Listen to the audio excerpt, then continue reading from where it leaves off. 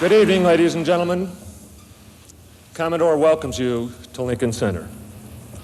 My name is Bob Truckenbrode, Vice President of Marketing for Commodore. And I will be your host for what promises to be a very exciting exhibition. For tonight is the world premiere of Amiga.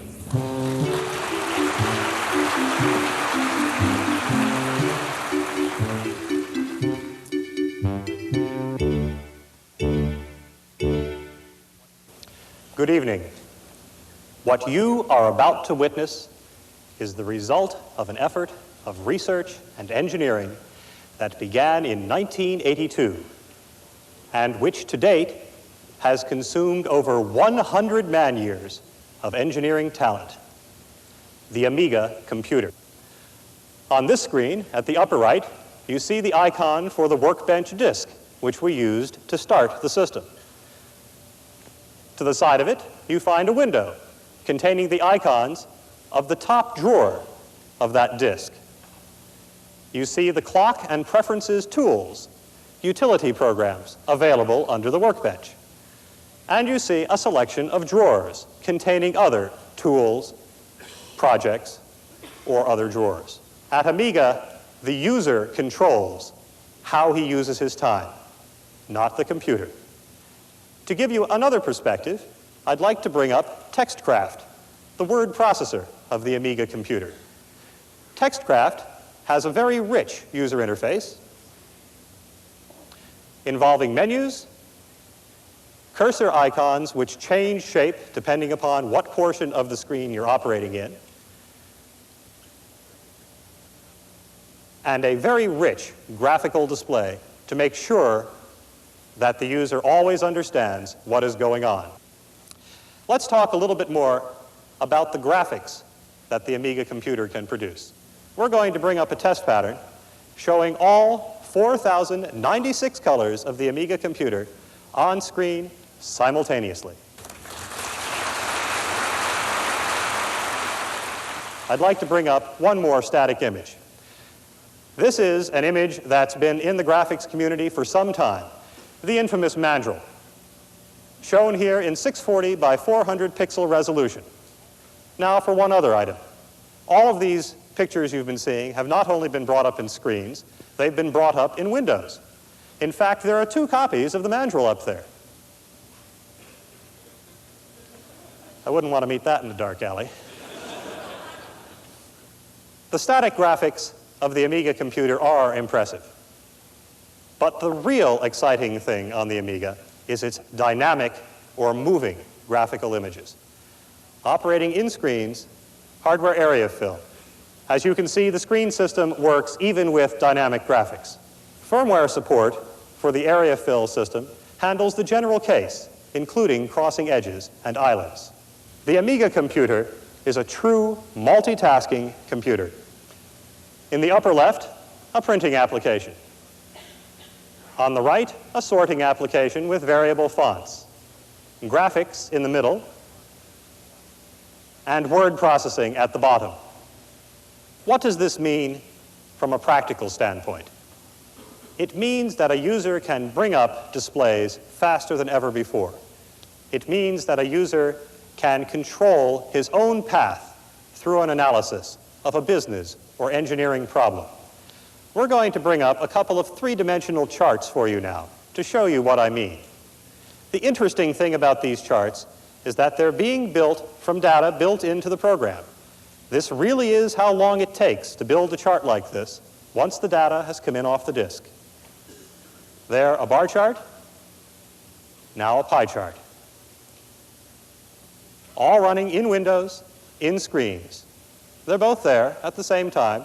You can switch back and forth between them at will until you get all of the information you need to out of them.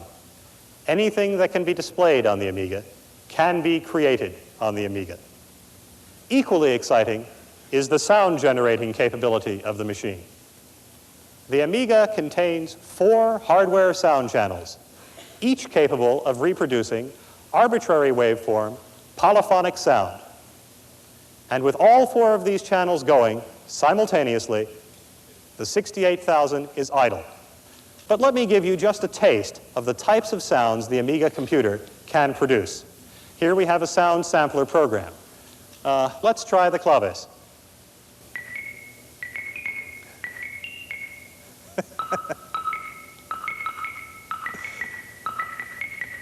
The bass capabilities of the Amiga computer exceed the reproduction capabilities of most people's stereos.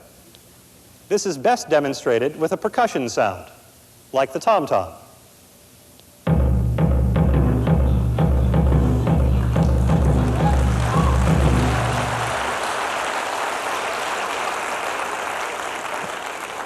We even have a few outrageous sounds on here. My favorite is the power chord.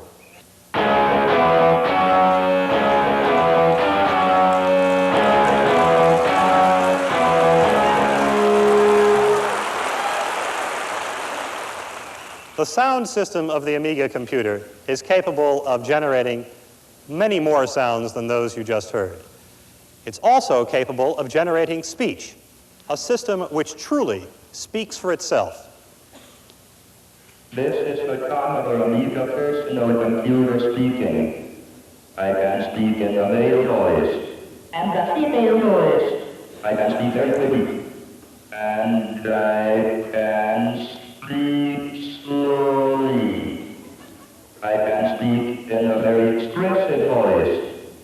Or I can change the mode and speak in a monotone just like a real computer. The real power of the Amiga computer comes in what we would call animation. Depending upon your perspective, you might call it real-time dynamic analysis or simulation. What it involves is the generation of synchronized, high-performance dynamic graphics, synchronized with sound and multitasking.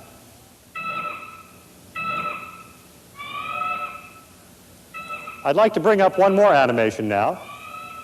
This one, Robo City. There's quite a lot going on in this image. If you look at the right times, you'll see animation on top of animation on top of animation with correct saving and restoring of the background. You see multitasking going on here. The fire hydrant and the dog that don't like each other are separate tasks doing a proximity check. Again, all written on top of the standard support routines, given away with every Amiga computer. You know, it's hard. It's hard to be innovative in an industry which has been dominated by one technology for so long. We at Commodore Amiga knew that to do this, we would have to be at least an order of magnitude better than anything anyone had ever seen. We've done that. And then we decided, why stop there? Why not include that older technology in what we had already done? And so we did that too. The result is this: the emulator, which turns your Amiga computer into an IBM personal computer.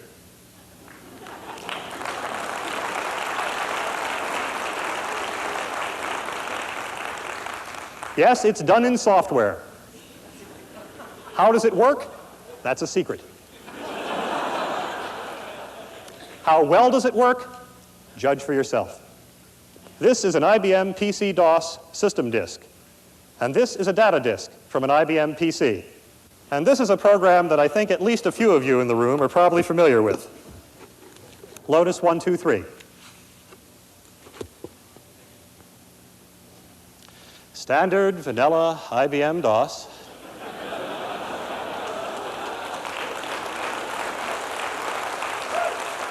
At this point, we'll swap in the Lotus system disk and switch over to Lotus.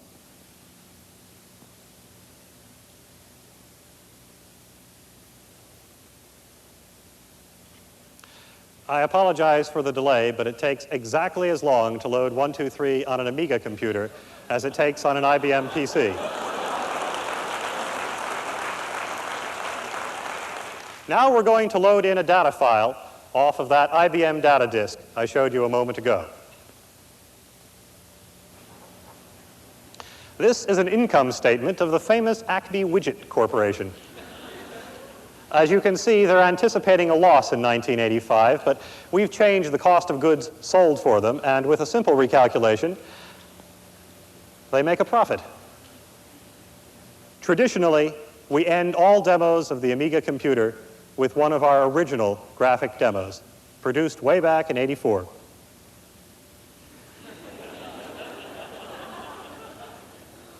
It's an old standby, but still one of my favorites. In living color, on multiple screens, follow the bouncing ball.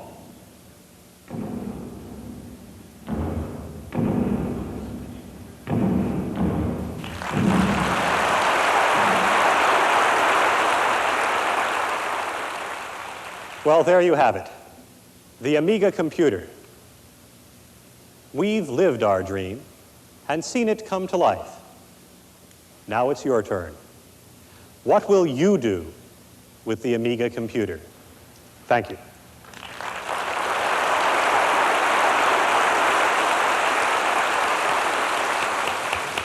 We have asked our resident Amiga artist, Jack Hager, to sit in with him. Are you ready to paint me? Yeah. Ladies and gentlemen, I'm here tonight to help assist Andy do his first computer portrait using the Amiga computer. First off, Andy is going to take a digital snapshot of Debbie, which is running on this system, and you can see the image up there on that screen. And we just select the image, and it comes down. You found it to be very spontaneous, haven't you? Yeah, it's great. It's such a great thing. What more can you say? Well, I can there's say a lot of things.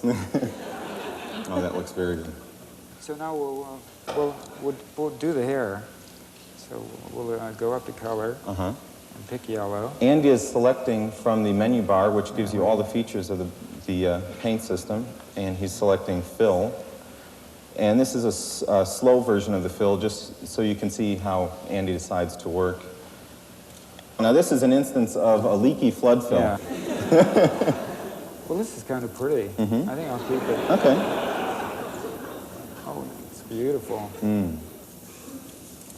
Well, with that piece being finished, Andy, I've been asked to give you an interview, forgive the pun. What computers have you worked on before? Oh, I've worked on anything. I've waited for this one. Really? Well, it's obvious that Amiga will be many things to many people. So many things, in fact, that we had to think long and hard to come up with a symbol, an emblem worthy of such a talented computer. In order to communicate Amiga's phenomenal animation components and color capabilities, we focused on classic beauty and truly superior performance. And tonight, on this stage, that emblem is about to come to life.